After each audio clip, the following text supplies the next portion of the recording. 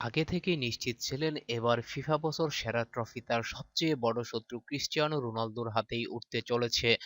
আর সেজন্যই জুরিগামী বিমানে উঠতে একেবারেই আগ্রহী হননি তিনি। এজন্য লিওনেল মেসিকে নিয়ে আধুনিক বিশ্ব ফুটবলে চলছে আলোচনার ঝড়। এরই মাঝে মেসি নিজের দেশ থেকে এমন একটি খবর এলো যা তাকে আরো একটু ব্যথাতুর করে তুলতেই পারে।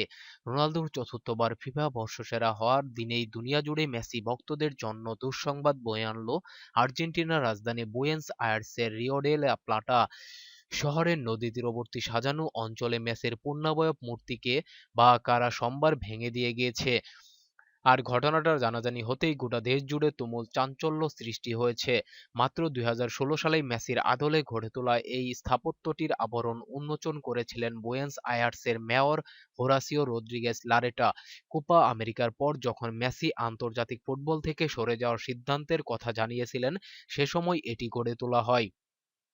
সোমবার মূর্তিটিকে অর্ধেক ভাঙা অবস্থায় দেখতে পাওয়ার পর শোরগোল পড়ে যায়।